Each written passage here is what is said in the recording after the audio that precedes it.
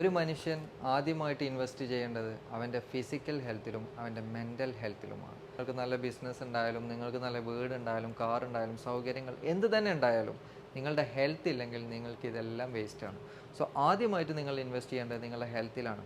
കാരണം നമുക്കിപ്പോൾ ഏറ്റവും കൂടുതൽ പ്രവാസികളിൽ ഈ പ്രശ്നം വരാൻ കാരണം, പ്രവാസികളിലെല്ലാം നാട്ടിലും അങ്ങനെ തന്നെയാണ്. കാരണം നല്ലൊരു ഡയറ്റ് കിട്ടുന്നില്ല എന്നുള്ളതാണ്. നമ്മൾ അൺഹെൽത്തി ആയിട്ടുള്ള ഫുഡാണ് നമ്മൾ കൺസ്യൂം ചെയ്യുന്നത്.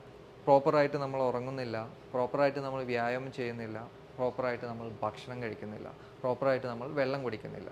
സോ ഇങ്ങനെ ചെയ്യുമ്പോൾ ചെറുപ്രായക്കാരിൽ തന്നെ വളരെ കുറഞ്ഞ വയസ്സുള്ള ആളുകളിൽ, 40-ന് താഴെ വയസ്സുള്ള ആളുകളിൽ, അല്ലെങ്കിൽ 30 വയസ്സുള്ള ആൾ വരെ, ഇപ്പോൾ ലാസ്റ്റ് വീക്കിലുണ്ടായി 30 വയസ്സായിട്ടുള്ള ഒരാളിൽ വരെ ഇത്രയും കോംപ്ലിക്കേഷൻസ് ഡയബറ്റിക് ഉണ്ടാകും. സോ ആ ആളോട് നമ്മൾ ഇൻറ്റേർണൽ മെഡിസിനിലേക്ക് റെഫർ ചെയ്യുകയും 6 മാസം അല്ലെങ്കിൽ 3 മാസം മരുന്ന് കഴിച്ച് എക്സസൈസ് ചെയ്ത് തിരിച്ചു വരാനാണ് പറഞ്ഞത്. സോ അയാൾക്ക് ഹെയർ ട്രാൻസ്പ്ലാന്റിനേക്കാൾ ഇമ്പോർട്ടൻ്റ് അയാളുടെ ഹെൽത്ത്